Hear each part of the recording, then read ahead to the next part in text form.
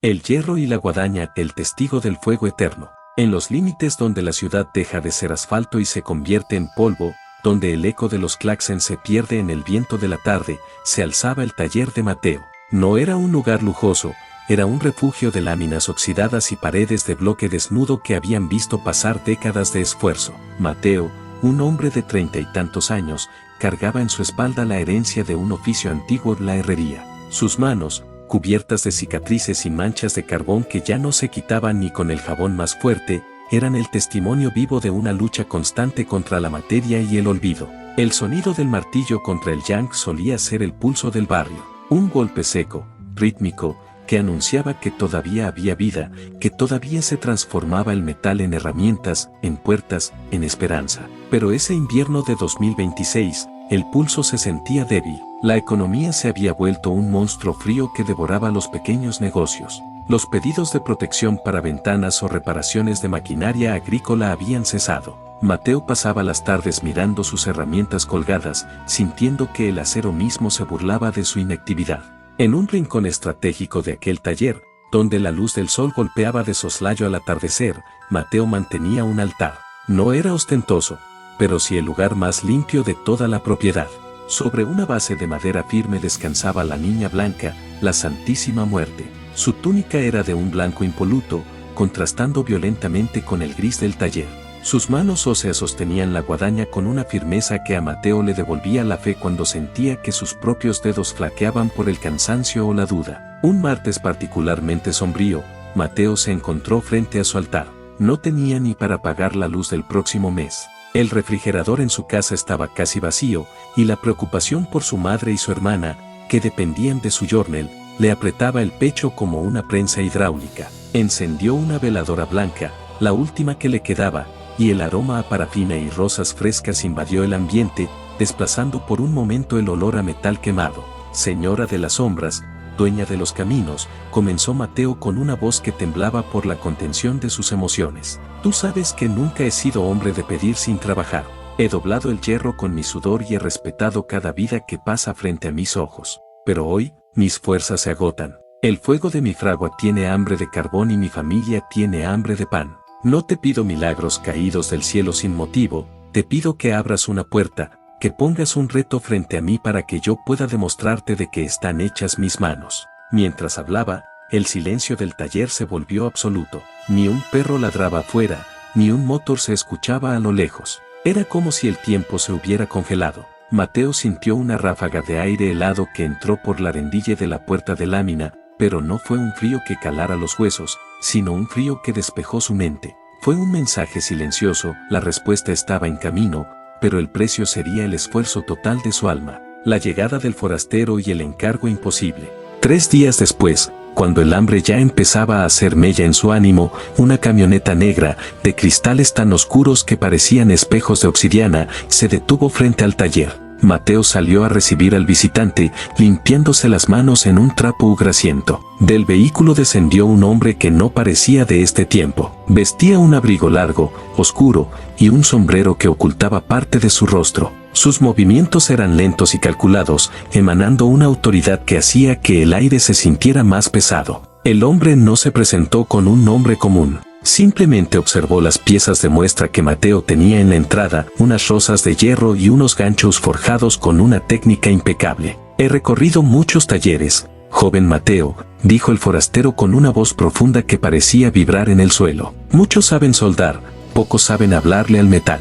Necesito algo que no es para este mundo. Necesito un portón para un descanso eterno, una estructura que proteja lo que ya no tiene voz, pero que debe ser recordado con belleza. El encargo era monumental, una estructura de más de 3 metros de altura, con un diseño que desafiaba las leyes de la física. Debía representar el árbol de la vida entrelazado con raíces que bajaran hasta el inframundo, y en cada rama, un detalle que representara una etapa de la existencia humana. El material debía ser acero de alta resistencia, pero tratado de tal forma que pareciera maleable como la seda. Mateo escuchaba las especificaciones y sentía que su corazón se aceleraba. Era el trabajo con el que todo herrero sueña, pero que pocos tienen el valor de aceptar. ¿Puedes hacerlo?, preguntó el hombre, clavando sus ojos oscuros en los de Mateo. El herrero miró hacia el fondo del taller, hacia donde brillaba la luz de la veladora blanca de su Santísima. En ese momento, sintió un calor repentino en la palma de su mano derecha,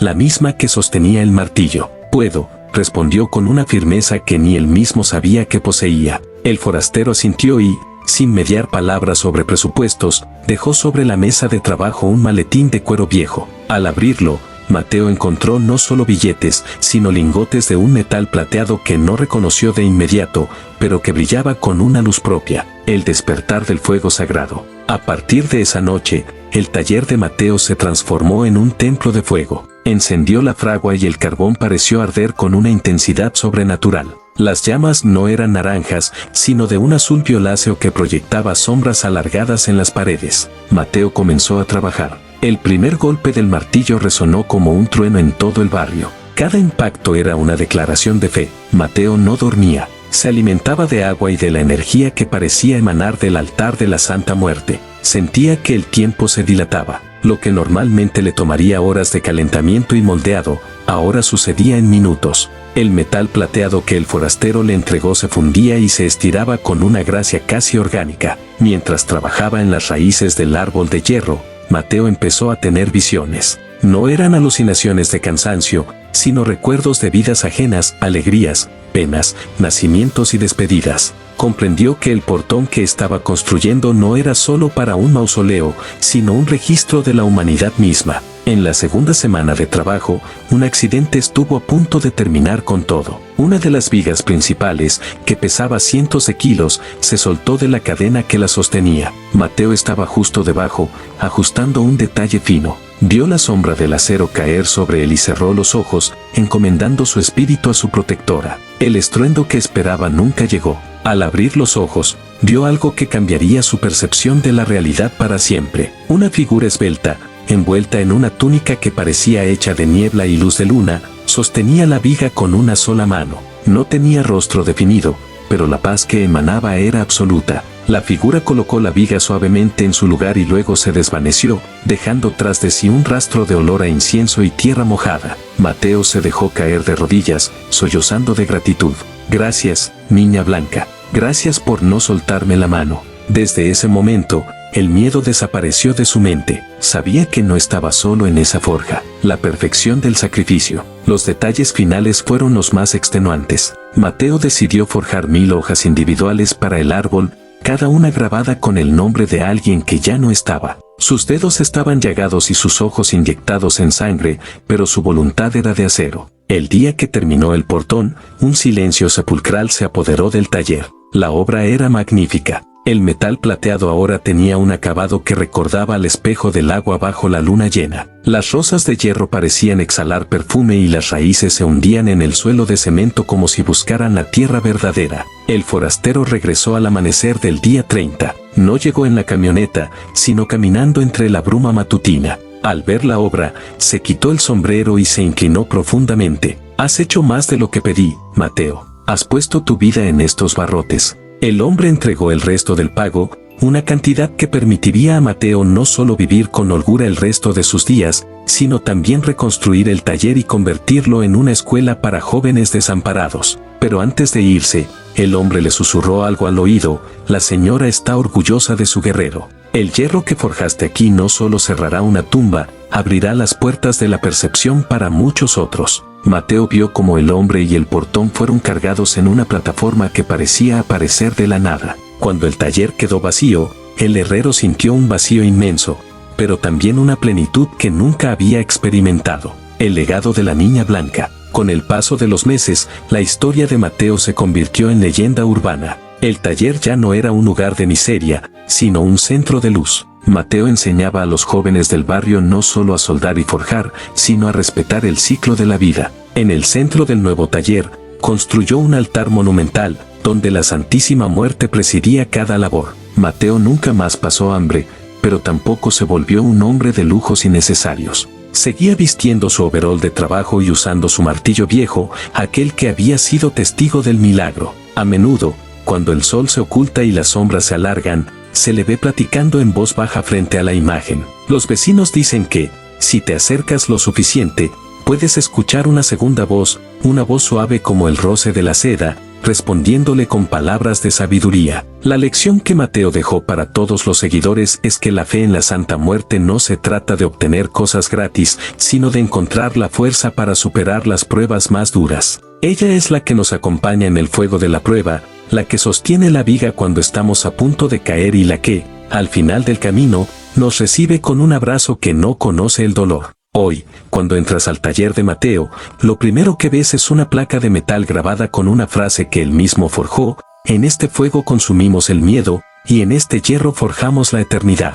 Bajo tu manto vivimos, y en tus brazos descansaremos. Y así, el herrero de la Niña Blanca continúa su labor, sabiendo que cada golpe de martillo es un eco que resuena en la eternidad, un recordatorio de que la muerte es, en realidad, la madre de la vida más auténtica. Segundo testimonio, el manto en la carretera. La vida de Elena siempre había estado marcada por el asfalto. Como conductora de transporte de carga, su mundo se resumía en el rugido del motor diésel y las luces de los faros cortando la niebla de las madrugadas en las cumbres de Maltrata. Era un trabajo rudo, solitario, donde el peligro no solo venía de las curvas cerradas, sino de las sombras que acechan en las rutas más desoladas de México. Elena no viajaba sola. En el tablero de su pesado camión, una pequeña figura de la Santísima Muerte, vestida con un manto negro y dorado, la observaba con su eterna sonrisa de hueso. Para Elena, la flaca no era un amuleto de suerte, era su copiloto. Cada vez que subía a la cabina,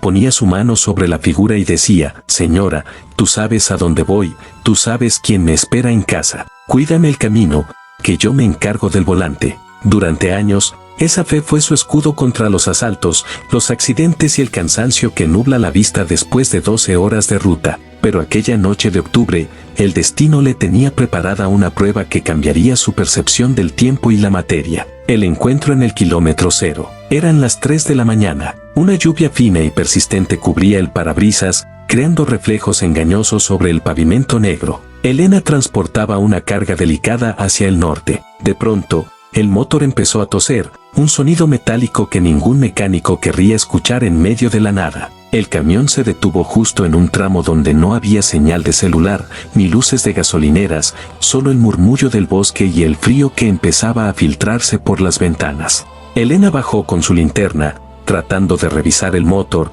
pero el frío era tal que sus manos no respondían. Fue entonces cuando la vio. Al borde de la carretera, bajo un árbol seco que parecía una mano saliendo de la tierra, estaba una mujer anciana, vestida con un rebozo tan oscuro que parecía hecho de noche líquida. La mujer no temblaba por el frío, simplemente estaba ahí, esperando. Elena, con el corazón latiendo con fuerza, se acercó para ofrecer ayuda, pensando que quizás era alguien que había tenido un accidente. Al estar a unos metros, la anciana levantó la cabeza. Sus ojos no eran los de una persona común, eran dos pozos de paz absoluta, cargados de una sabiduría milenaria. No busques el fallo en el hierro, hija, dijo la mujer con una voz que sonaba como el crujir de las hojas secas. El peligro no está en tu motor, sino en lo que viene más adelante. Quédate aquí, bajo mi sombra, hasta que el sol despunte. Elena sintió un impulso irreprimible de obedecer.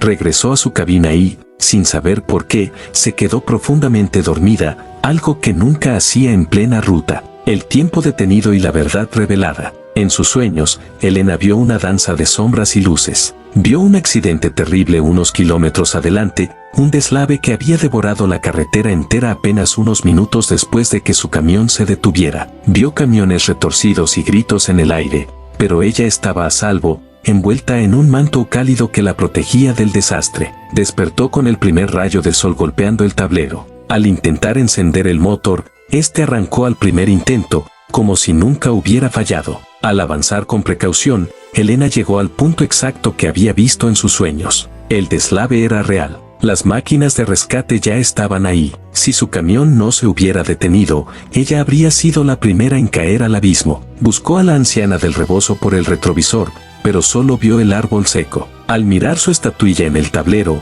notó algo que le heló la sangre y le llenó los ojos de lágrimas. El manto dorado de su niña blanca estaba salpicado de barro fresco, el mismo barro rojo de la montaña que había caído sobre la carretera. Elena comprendió que la muerte no solo quita la vida, sino que es la guardiana más feroz de quienes le entregan su confianza. Ella detuvo el motor, ella se hizo presente en la carretera y ella veló su sueño mientras el peligro pasaba de largo. Desde aquel día, Elena no solo es una conductora, es una mensajera de la fe. Sabe que no importa cuán oscura sea la ruta o cuán pesado sea el cargamento, siempre hay una señora de negro que camina a su lado, asegurándose de que cada viaje tenga un regreso seguro al hogar. Espero que este testimonio toque los corazones de quienes escuchen tu video. La fe de un seguidor es la fuerza más grande que existe, y contar estas historias es una forma de honrar su presencia en nuestras vidas. Déjame en los comentarios por si tú tienes algún testimonio sobre la Santísima Muerte para poder hacerte un video. Dime cómo te ha ayudado o cuál fue el milagro que cambió tu vida.